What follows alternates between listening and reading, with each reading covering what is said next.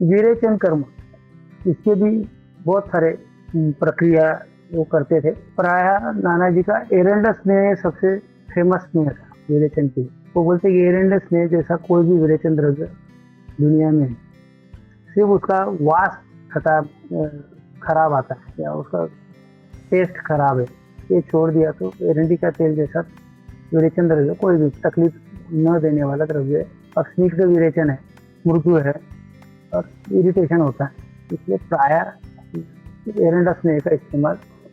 वो देते थे। उसमें भी उसके पीछे भी उनका कंसेप्ट था कि हमने पेशेंट को, सबको हम बस्ती वेतन दे नहीं सकते, कुछ खेड़े गाँव में इसको बस्ती देना है,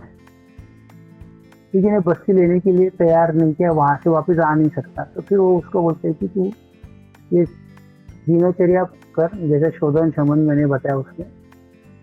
और वो 7 दिन की दवाई के साथ में दवाई खलास होगी कि 7वें दिन 20 से 25 ml 30 ml जैसा कोष्ठ होगा, जैसे सुबह 5 बजे उठ के एरंडी का तेल चाय में डाल के पी जाना। उससे क्या होता था, तो जो दोष छूटे हुए कोष्ठ में आ जाते थे और जिनका दोषों का पाचन हो जाता था, उनको 7वें दिन विरेचन कर्म करके, स्निग्ध विरेचन करके सुबह 5 बजे दे दिया तो 7 बजे लागू हो जाता था।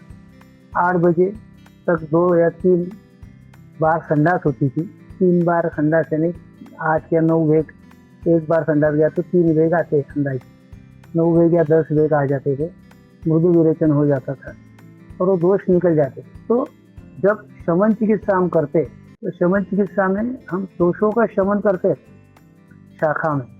शाखागत दोषों का शमन होने के बाद में वो कोष्ठ में आने के बाद यदि हम कोष्ठ से उसको निकालते नहीं तो 7 दिन के बाद पेशेंट को क्या बोलता है पेशेंट, कुछ नहीं 10% फायदा होगा। लेकिन ये विरेचन कर और बाद में मेरे पास 8वें दिन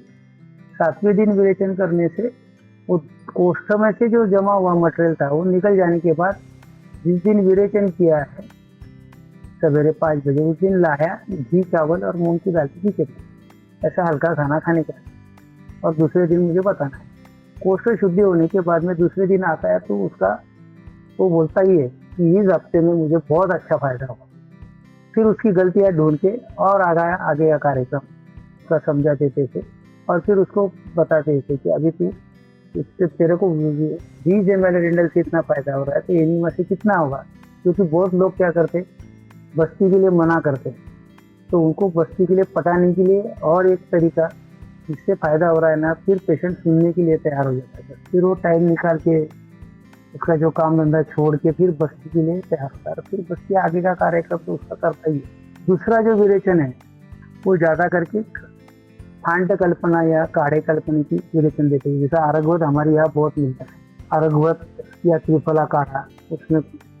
एरंडा तेल डाल दो या उसमें अरगवत का सायरप बनाया था उन्होंने, विरेचन कल्प से क्या अलग है, वो बहुत इतने कल्प हमारे यहाँ बनते अलग अलग, शुक्र विरेचन, मुगल विरेचन, जो मिलेगा विरेचन द्रव्य हमारे पास, इसको कभी निशोत्तर मिल जाता है, कभी एरंडस में मिल जाता है, कभी बाहवा मिल जाता है, कभी सोनामुखी मिल जाती है, जो द्रव्य मिलेगा उसका परम्यूटेशन कॉम्बिनेशन करके